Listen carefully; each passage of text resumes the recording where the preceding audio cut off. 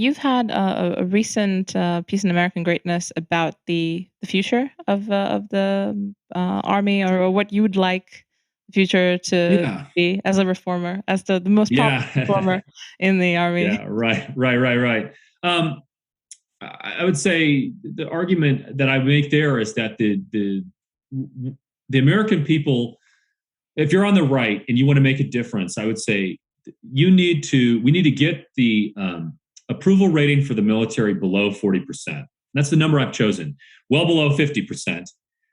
Because if it's close, then if it's used, it's going to be tight. But if it's below 40%, I just don't think the Biden regime is going to want to use the military to crush internal dissidents, right? It just makes it hard to use.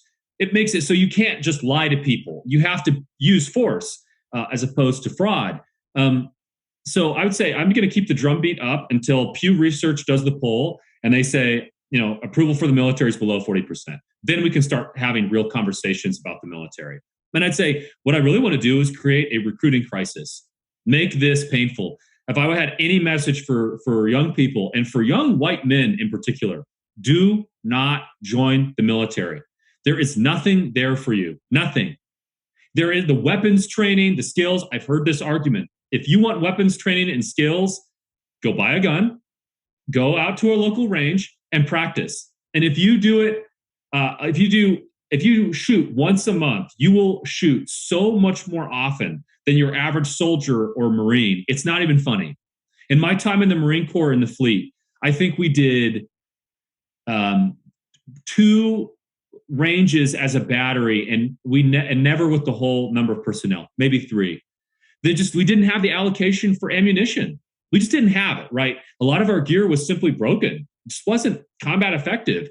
So, people are like, well, I'm going to get the military skills and discipline. It's like this regime, I just don't think the value is there. And I've changed on this position. I would have said the same thing a couple of years ago. Well, I take the good with the bad. At this point, no, you need to find something else. And you can encourage spiritedness, patriotism, service to your community.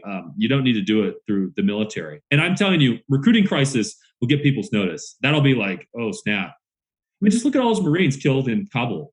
It's like, that's killed by idiocy. No proper security procedures. You're helping rescue all these Afghans the people who weren't willing to fight for their own country, they get to come live in ours. How is that fair? How is it fair that people who won't fight and die for their own regime want Americans to come fight and die so that they can come live here? So that you want to go die for that? You want to go be draped in the flag for that? Really? I think if you're a young man today, you totally. I would say the one thing you can deny the regime is access to your body and to your mind.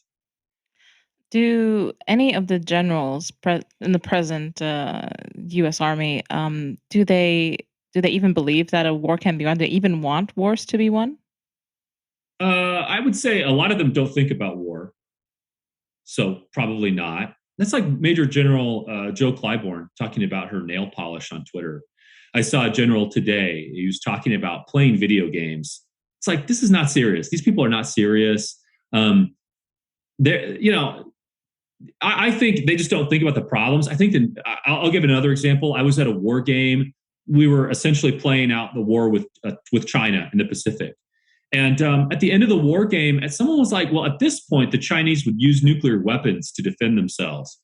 And it was like, okay, war game over. I was like, wait a second. How are you supposed to win that? Let's talk about that problem. No one was interested. Why? Because it puts you out of business if you're in the military industrial complex. Or could. And I would say, why do I say I'm the highest ranking military reformer? Is that just hubris? What I'm saying is I want to reform the military, as in I want to slash the DoD budget. I want to see the Army turned back into the early Republican military that we have. When Congress declares war, then you go out among the people and you build an army out of citizens. This professional military that we have, it's not very professional, as you see from their social media engagement.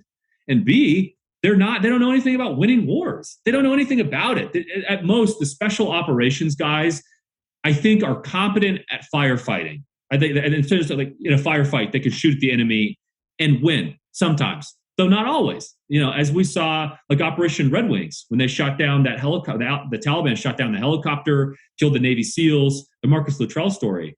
They're not super soldiers. They're trained, but they're not they're not so overpowering that they can't be defeated by a competent enemy who's just a small group of non-trained soldiers. So yeah, I would say to answer your question, no one's considering winning. They're not even considering fighting. They know. I think a lot of people know deep down there's no way. Or it's the conflicts just look different, and our military is not competent to address them. That's the real problem.